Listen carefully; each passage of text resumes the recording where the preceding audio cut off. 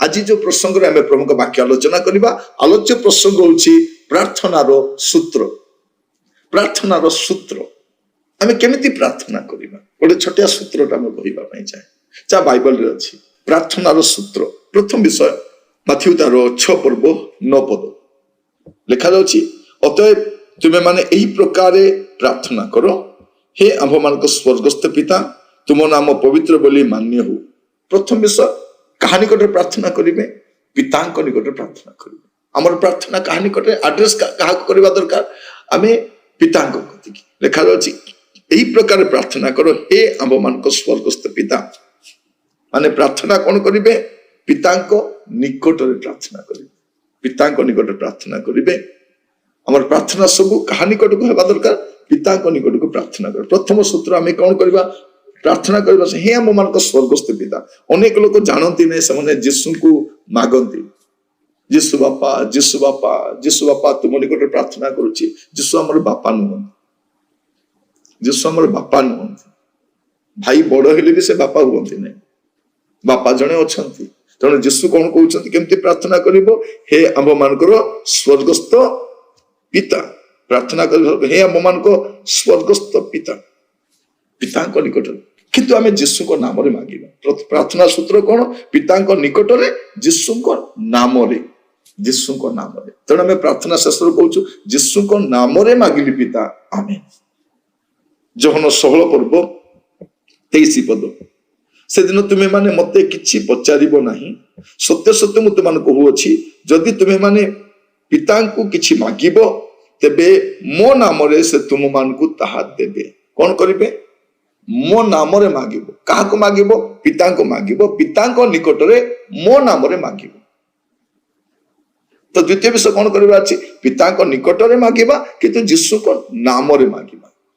जीशु को नाम रे आपण जहाँ भी मांगे जीशु कहते मो नाम रे पिता को जहाँ किछि मागिबो से तुमन को देबे किंतु कहिबार अछि मु ताको नाम रे मांगुछि मु ताको नाम रे मांगुछि जीशु को नाम रे मांगुछि। जीशु को मागु नहीं जीशु को नाम रे मांगुछि पिता को निकट रे जीशु को नाम रे मु मांगुछि। एटा द्वितीय सूत्र। प्रिय भाई भनी माने प्रभु आमान को केते सुंदर भाव रे प्रार्थना भी केमती करिवार अछि हमकु शिक्षा दिया जायछि। आ जदि आपण देखिबे तृतीय विषय रोमियो 8 पर्व तार 26 पद आ से प्रकार आत्मा मध्य आम्भ मान दुर्बलता रे साहाय्य करती कारण कौन प्रार्थना करने उचित तामे माने जानू ना किंतु आत्मा स्वयं अकथनीय आर्तनाद रे आम्भ मान निमंते निवेदन करती। तृतीय विषय आत्मा को साहाय्य रे।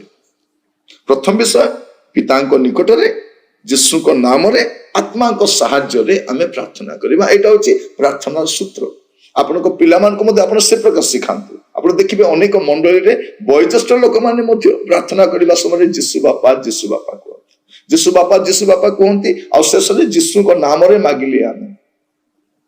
एटा केमिति काई सुनिबा समय मध्य आपण को भल लागुची नहीं आपण पिता निकट रे मागिबे जीशु को नाम रे मागिबे आ आत्मा को साहाय्य रे मागिबे आ पवित्र आत्मा से मान सहित अच्छा आमको साहाय्य करने आम दुर्बलतार साहाय्य करने तेणु आग को यही सूत्र को मन रखिए एवं पिला मान को मध्य शिखाइबे जब नुआ करी प्रार्थना करुँच नुआ विश्वासी मान आपन जब एभली भाव अभ्यास करेंगे परवर्ती समय आपण मैंने असुविधार पड़े।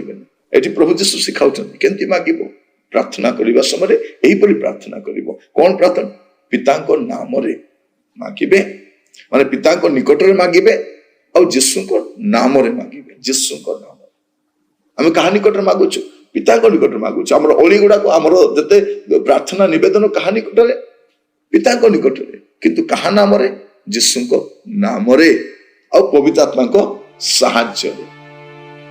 प्रभु आपण मान अनुग्रह करंतु पिला माने छोट हेले मध्य से मान को पाए आपण जो प्रार्थना गुडा सिखाउछथि एभली भाव सिखांतु।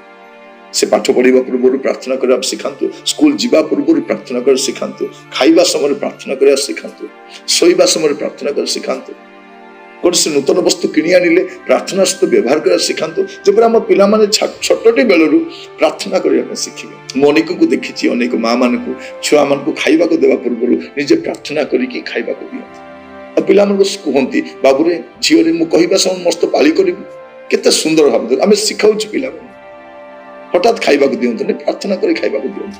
ସ୍କୁଲ ପଠେଇବା ପୂର୍ବରୁ ପ୍ରାର୍ଥନା କରିକି ପଠାନ୍ତୁ। କଲେଜ ଯିବା ପୂର୍ବରୁ ପ୍ରାର୍ଥନା କରିକି ଯାଆନ୍ତୁ। ଖେଳିବାକୁ ଯିବା ସମୟରେ ପ୍ରାର୍ଥନା କରିକି ଯାଆନ୍ତୁ। ଟ୍ୟୁସନ ଯିବା ପୂର୍ବରୁ ପ୍ରାର୍ଥନା କରିକି ଯାଆନ୍ତୁ। ପ୍ରାର୍ଥନା କରିବା ମାନେ କଣ? ପ୍ରଭୁଙ୍କୁ ପ୍ରାଧାନ୍ୟ ଦେବା। ପ୍ରାର୍ଥନା କେଉଁମାନେ କରନ୍ତି ନାହିଁ? ଯେଉଁମାନଙ୍କୁ ପ୍ରଭୁଙ୍କର ଆବଶ୍ୟକ ନାହିଁ ପ୍ରାର୍ଥନା କରନ୍ତି ନାହିଁ। ପ୍ରାର୍ଥନା କେଉଁମାନେ କରନ୍ତି? ପ୍ରଭୁ ମୁଁ ପାରିବି ନାହିଁ, ପ୍ରଭୁ ମତେ ସାହାଯ୍ୟ କରନ୍ତୁ। ଏଇଟା ହଉଛି ପ୍ରାର୍ଥନା। ପ୍ରଭୁ ଆପଣମାନଙ୍କୁ ପ୍ରତ୍ୟେକଙ୍କୁ ସାହାଯ୍ୟ କରନ୍ତୁ ଏହା ବୁଝିବା ପାଇଁ। ଆସନ୍ତୁ ପ୍ରାର୍ଥନା କରିବା ପାଇଁ ଯିବା।